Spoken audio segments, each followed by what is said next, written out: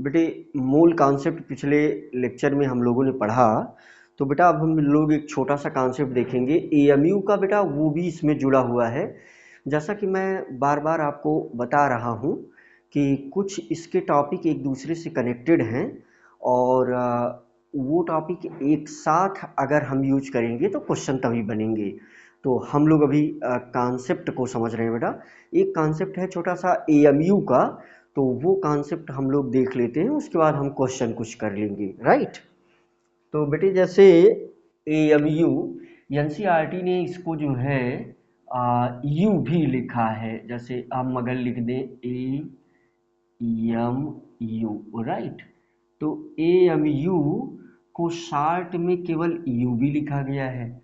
तो A M you क्या होता है हमें ये बात समझना है। तो मास के मेजरमेंट की ये बहुत छोटी यूनिट है। तो ये कितने के इक्विवेलेंट है ये तो हम लोग कैलकुलेट करेंगे ही। अब जैसे अगर ये क्वेश्चन ये बने तो कि ये हमें क्यों पढ़ना पड़ रहा है, तो एटॉमिक लेवल की स्टडी करने के लिए इसको हमें पढ़ना पड़ रहा है। राइट। तो हमारा सेंस ये है बेटा कि एएमयू की डिफिनीशन क्या है। अगर हम मेन बात देखें तो 1 AMU 1 AMU 1 AMU is equal to 1 upon 12th mass of 1 C12 atom. ये क्लियर कट डिफिनीशन है। अब जैसे बच्चों के दिमाग में चलता है कि यहाँ कार्बन क्यों लिया गया, तो इसका एक विशिष्ट रीजन ये है बेटा कि कार्बन जो है वो सभी लिविंग के लिए एक मेन एटम है। आप कह सकते हैं कि लिविंग में पाया जाने वाला ये मेन एटम है, इसीलिए इसे स्टैंडर्ड बनाया गया। और एएमयू की जो वैल्यू है 1/12 मास ऑफ 1 कार्बन एटम। तो हम एक कार्बन एटम का मास जो है मोल कंसेप्ट से निकाल लेंगे। राइट। तो जैसे नेक्स्ट पॉइंट में हम देख लें तो हमें ये बात पता है कि इस पॉइंट में कि 6.022 मोल कंसेप्ट क्या है इसमें। मोल कंसेप्ट जो है मोल कंसेप्ट हमको क्या बता देता है कि 6.022 into 10⁻23 C12 atoms equal to 12 gram. ये छोटी सी बात मोल कंसेप्ट हमको बता देता है। तो अब अगर हम 1 C12 एटम, सो अब वही बेटा जैसा 9 रुपए में 15 रुपए में तो ऐसे ही चल रहा है ये। तो अगर हम 1 C12 एटम, अब इसका जो मास होगा हम कह सकते हैं 12/6.022 इंटू 10⁻23। राइट। तो ये किस में आ रहा है, ये आ रहा है आपका ग्राम में। ओके। अब अगर हम यहाँ से 1 AMU हमें कैलकुलेट करना है, हमारा जो मेन उद्देश्य है 1 AMU को कैलकुलेट करना, तो हम यहाँ लिख सकते हैं कि 1 AMU, या AMU की जगह हम क्या यूज करेंगे, U, एटॉमिक मास यूनिट। इसका फुल फॉर्म क्या है, इसका फुल फॉर्म है atomic mass unit. Atomic mass unit. तो छोटी बात है क्यों हम इसको पढ़ रहे हैं, वो ये इसलिए पढ़ रहे हैं बेटे जिससे हमें एटॉमिक लेवल पर एटम को बे कर सकें, एटम को तौल सकें। ओके। तो जैसे हमने कहा कि 1U, तो ये 1U जो है हो जाएगा बेटा कितना, तो 1/12 मास ऑफ 1 C12 एटम। तो 1 C12 एटम का वेट ये हो गया। अब इसमें अगर 1/12 से हम मल्टीप्लाई कर दें तो जो मास आ जाएगा ग्राम में, मीन्स 1/12। आप देख लें 1/12 मल्टीप्लाइड 1 C12 एटम का मास, तो ये हो जाएगा यहाँ पर 12/6.022 022 इंटू 10⁻23, राइट। तो यहाँ से हम क्या करेंगे, अब ये किस में आ रहा है, ये आ रहा है ग्राम में, तो ये एक दूसरे को कैंसिल कर देगा, तो ये आ गया आपका 1 पॉइंट, है ना। तो यहाँ पर भी हम 3 जीरो ले लें, 1.00, राइट, 30, क्योंकि ये डेसिमल में है तो ऐसे मैंने लिख ही लिया। आप नहीं भी लिखेंगे, चलिए मान लीजिए अभी नहीं लिखते हैं, डायरेक्ट इसकी वैल्यू ही लिखते हैं, तो हमने लिखा बेटे 1/6.022 इंटू 10⁻23, ये ग्राम में आ रहा है।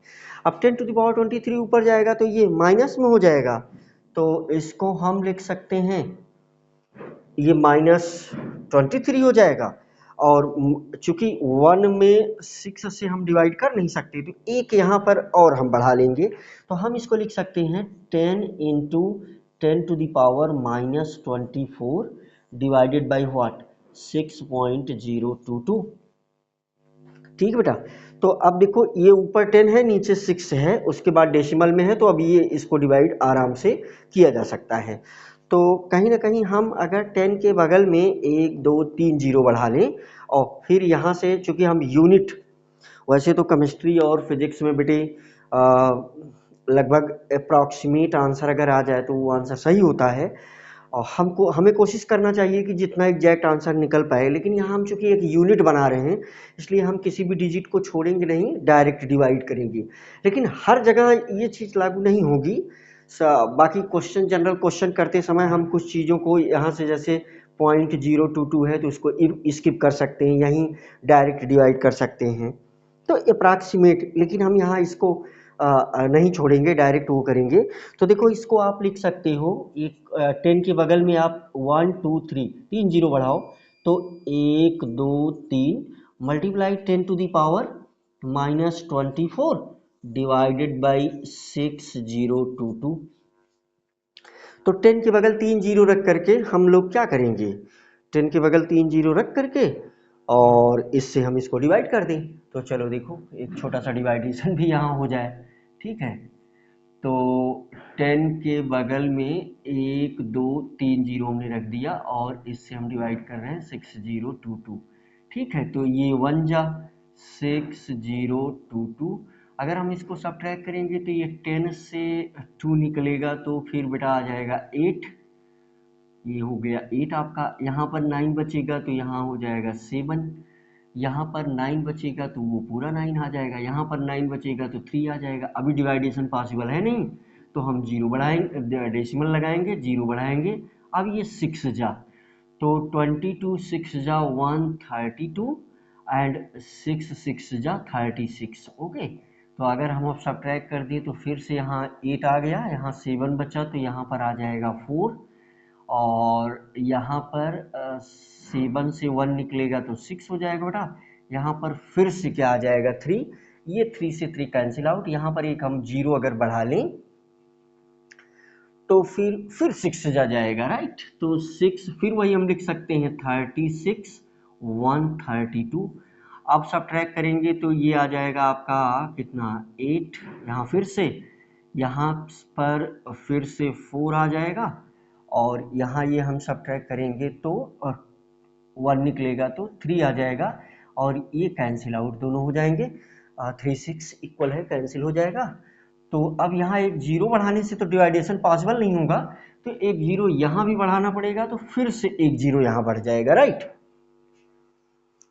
इसके कंसेप्ट को हम लोग समझेंगे, क्योंकि ये डिवाइडेशन हम आपके सामने इसलिए कर दे रहे हैं कि आपका कॉन्फिडेंस बढ़ेगा। अब 11th और 12th में बेटा डिवाइडेशन करने से जरा सा पीछे नहीं रहना चाहिए, जितना ज़्यादा आप डिवाइडेशन करेंगे, मल्टीप्लिकेशन करेंगे, कॉन्फिडेंस उतना ही ज़्यादा आपका बूस्ट होगा, राइट। तो इसलिए इसको करते रहना चाहिए, और बच्चे छोटी क्लास में सीखते हैं, हमें उम्मीद है कि हमारे सभी बच्चों को ये छोटी मोटी बातें पता होंगी, राइट। तो देखें आप, जैसे हम अभी यहाँ 5 टाइम जाएगा, तो 22 5 जा 110 एंड 5 6 जा 30, तो ये हो गया 0 9 और चूंकि ये इतना बड़ा डिवाइडेशन हम क्यों कर रहे हैं, क्योंकि हम यहाँ एक यूनिट बना रहे हैं, एक सीधी बात है ना। अदरवाइज जनरल कैलकुलेशन होता है तो हम अभी इसको स्किप करके वो अप्रॉक्सीमेट आंसर ले सकते थे, राइट। तो ये हो गया 0, ये हो गया यहाँ पर 9, ये यहाँ पर हो जाएगा 6, यहाँ पर आ जाएगा 4। तो अभी इस समय 7 जा, राइट, तो 7 जा के आसपास अप्रॉक्सीमेट, राइट। तो इसका मतलब कि क्या आया, हमारे पास जो मेन चीज आ गई बेटा जिसे हमें समझना था, तो 1u या AMU। तो हम चलो, क्योंकि AMU की जगह पर u ही लिखते हैं, तो जब हमारे पास शॉर्टकट अवेलेबल है, NCERT इसको एक्सेप्ट कर रही है, तो हम AMU बार बार नहीं लिखेंगे। तो बेटा हमारे पास आ गया 1u is equal to 1u is equal to, ये हो गया आपका 1u इज इक्वल टू कितना आ गया, 1.6605 इंटू 10 टू द पावर, देखो यहाँ पर कितना है, -24, राइट। तो -24 ये आ गया ग्राम में। तो कभी भी हमको जरूरत पड़ेगी तो हम लोग इसको क्या करेंगे, कन्वर्ट करेंगे। अब इसका कंसेप्ट क्या है वो जानना बड़ा जरूरी है, तो हम बहुत सारे एग्जाम्पल लेकर के इसके कंसेप्ट को समझेंगे। एक बार फिर से देख लें आप, पहले अगर ये क्वेश्चन उठ जाए कि इस AMU को क्या ऐसी आवश्यकता पड़ेगी, तो एटॉमिक लेवल पर हमें मास जानना है, यानी बहुत छोटी क्वांटिटी है। अब आप देख लीजिए कि 1u जो है वो इतने ग्राम के इक्वल है, तो 1 ग्राम में जो है मतलब आप देख सकते हैं कि कितना छोटा है। तो एटॉमिक लेवल पर चूंकि हमें मेजर करना था मास को, सॉरी, तो इसलिए इसकी जरूरत पड़ी। अब कई छोटी छोटी इमोशनल बातें बच्चों के दिमाग में आती हैं, तो हम उसका भी ऐसे लेक्चर में आंसर लेने का प्रयास करते हैं। जैसे AMU क्यों पढ़ते हैं, तो सिंपल सी बात है, एटॉमिक लेवल पर हमें मास जानना है। क्या डिफिनीशन है AMU की, तो एक AMU 1/12 mass of 1C12 atom है। मतलब सीधी सीधी एक बात है कि कार्बन 12 का एक एटम लो। कार्बन 12 क्यों हम बोल रहे हैं, क्योंकि कार्बन के 3 आइसोटोप होते हैं, है ना, 12, 13, 14। तो कार्बन 12 का एक एटम लो, उसका जो भी मास आए, ओके, कार्बन एटम का एक जो है कार्बन एटम एक लो, C12 का एक एटम लो, उसका जो भी मास आए उसे आप 1/12 से डिवाइड कर दो। तो अभी अभी आपने देखा कि मोल कॉन्सेप्ट को यहाँ पर हमने यूज किया। मोल कॉन्सेप्ट हमको क्या बता देता है कि आवोगाड्रो नंबर के बराबर अगर कार्बन एटम प्रेजेंट है तो उसका जो वेट होगा वो इस मोलर मास में ग्राम में यूज करेंगे हम। तो 1C12 एटम का वेट यहाँ से निकल गया। अब ये कैलकुलेशन आगे आपने देखा ही, जैसे कभी कभी बच्चों के दिमाग में आता है कि यहाँ कार्बन ही क्यों लिया गया, दूसरे भी एटम लिए जा सकते हैं। कार्बन लेने का जो मुख्य उद्देश्य है वो ये है कि ये कार्बन एटम लिविंग का फंडामेंटल एटम है, राइट। अब इसीलिए इसको लिया गया, स्टैंडर्ड एटम इसी को माना गया, राइट। तो आगे हम लोग देख लेते हैं कि इसका कंसेप्ट कैसे यूज करेंगे। अब बेटा जो साइंस है, केमिस्ट्री है, ये एग्जाम्पल की पढ़ाई है, तो जितना एग्जाम्पल हम इसमें देखेंगे वो हमारे लिए ज़्यादा बेनिफिशियल है और हम इसको जगह जगह पर यूज करेंगे, ठीक है। तो जैसे हम देख लेते हैं कि इसको हम लोग कैसे और यूज करेंगे, इसका मेन कंसेप्ट क्या है। तो इसमें एग्जाम्पल हम लेते हैं, तो एग्जाम्पल से आप समझेंगे कि इसका कंसेप्ट कैसे हम यूज करेंगे, है ना। तो ये कंसेप्ट ही है, एग्जाम्पल में भी कंसेप्ट है। साइंस जो है, फिजिक्स और केमिस्ट्री में जितने ज़्यादा से ज़्यादा आप एग्जाम्पल समझेंगे, जितने ज़्यादा से ज़्यादा आप एग्जाम्पल लर्न करेंगे, तो कहीं ना कहीं आपके कॉन्सेप्ट को बूस्ट करेगा। चलिए एग्जाम्पल लेते हैं। तो इसमें हमने पहला एग्जाम्पल ले लिया। अब ये कंसेप्ट बूस्ट करिए आप। जैसे मान लीजिए हमने ले लिया सोडियम, नंबर 1, पहले ले लिया हमने सोडियम। तो हमें पता है कि सोडियम का मोलर मास है 23। तो ये 23 जो डिजिट है बेटे, ये दो प्रकार से यूज होगी, राइट। अब अप्रॉक्सीमेट वैल्यू लेते हैं। यूज क्या है, कंसेप्ट क्या है, वो चीज़, बाकी डेटा और सारी चीज़ें तो सभी बच्चों के पास बुक में अवेलेबल होती हैं, उन चीज़ों को आप डेसिमल में एग्जैक्ट जो कुछ भी है आप लिख सकते हैं, लेकिन अभी कंसेप्ट की बात। तो ये 23 मोलर मास है, इसको हम दो चीज़ में, ग्राम में भी यूज कर सकते हैं और एएमयू में भी यूज कर सकते हैं। आप ध्यान दें। अब अगर हमने जो है क्या किया, अगर हमने इसको 23 एएमयू लिखा, मान लीजिए हमने लिखा 23 एएमयू, ठीक है बेटे। जैसे हमने लिखा, मान लीजिए हमने लिखा 23 ग्राम, अगर हमने इसको 23 ग्राम लिखा तो इसका क्या सेंस है, और अगर हमने लिखा 23U तो इसका क्या सेंस है। ये एग्जाम्पल हम बार बार इसको देखेंगे, एक दो एग्जाम्पल इसमें। तो 23U की मीनिंग होती है बेटे mass of one sodium atom. तो ये क्या है, मास ऑफ वन एटम। अब इस पर एनसीईआरटी ने क्वेश्चन भी दिया है। अब जैसे यहाँ 23 ग्राम अगर लिखा गया है, तो 23 ग्राम का मतलब है बेटा कि ये है मास ऑफ 6.022 इंटू 10⁻23 यानी एटम। देखो इसमें डिफरेंस है, और हम दो प्रकार से देखिए इन चीज़ों को यूज कर ले रहे हैं, राइट। ये क्या है 23U, अगर हमने देखो ये मोलर मास है, इसको हम दो प्रकार से यूज कर रहे हैं। अगर हमने 23U लिख दिया तो ये एक एटम का मास हो गया, राइट। अगर हमने 23 ग्राम में लिख दिया बेटा तो ये मास ऑफ इतना सोडियम एटम, यानी अवोगाड्रो नंबर के बराबर का सोडियम एटम का ये मास है। एक दूसरा एग्जांपल हम लोग लेते हैं, जैसे मान लो हमने ले लिया सेकंड एग्जांपल, तो मान लो हमने ले लिया CH4।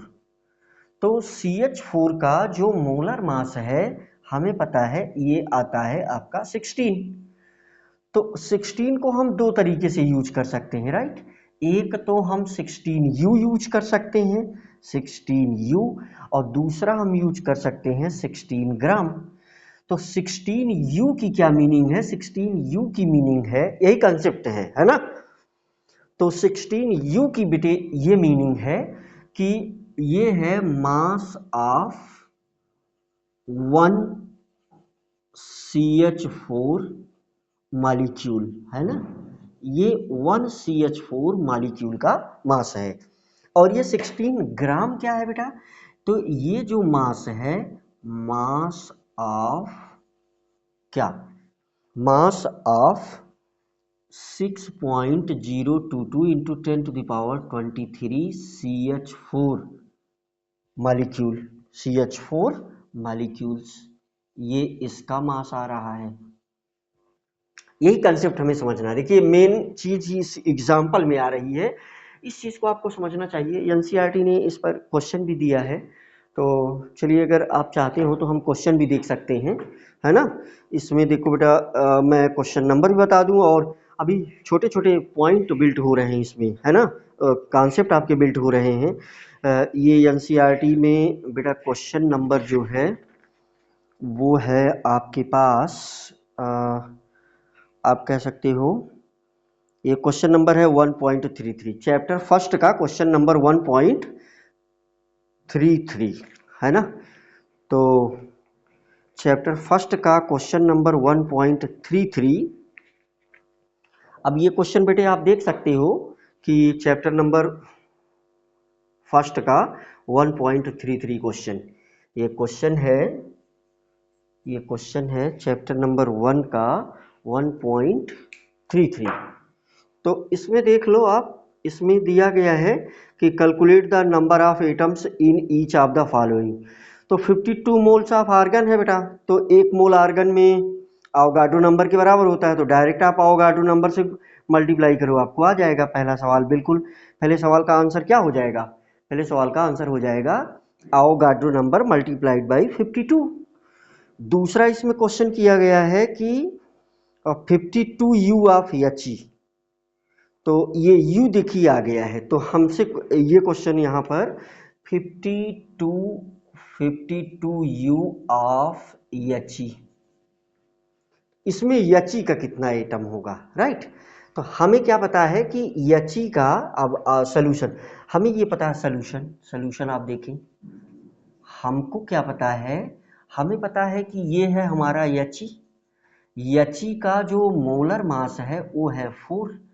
अब अगर ये 4U हम यूज करें, दो दो प्रकार से यूज कर सकते हैं, अभी ग्राम में इसके यूज करने की कोई आवश्यकता नहीं है। मान लीजिए हम 4 ग्राम यूज करें तो इसकी क्या मीनिंग है, उधर हमने क्लियर किया है। मतलब अगर हमने 4 ग्राम इसको यूज कर दिया तो इसका मतलब कि वो 1 अवोगाड्रो यची एटम का मास है। लेकिन अगर हम इसको यू में एज्यूम करें, है ना, हम लिखें 4U, तो 4U जो है वो 1 एच का है, 1 एच का मास है ना। 4U is the mass of 1 H. ठीक है, तो सिंपली आप देख सकते हैं कि अगर 1 एच का मास 4U है तो 4 से इसको डिवाइड कर दो तो 13 एटम आ जाएगा, 13 एच। तो नंबर ऑफ एच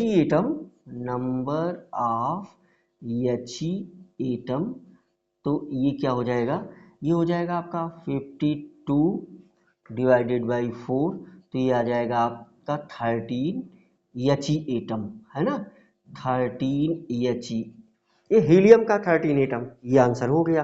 तो आपने देखा कि अगर आपका कॉन्सेप्ट मेंटेन है बेटा तो इस चीज़ को आप हर जगह यूज कर सकते हो, किसी भी मॉलिक्यूल में यूज कर सकते हो। अब चूंकि ये सारी चीज़ें, इन सभी बातों में तब आपको ज़्यादा मजा आएगा जब हम नीट और जेई के क्वेश्चन भी आपको दिखाएंगे।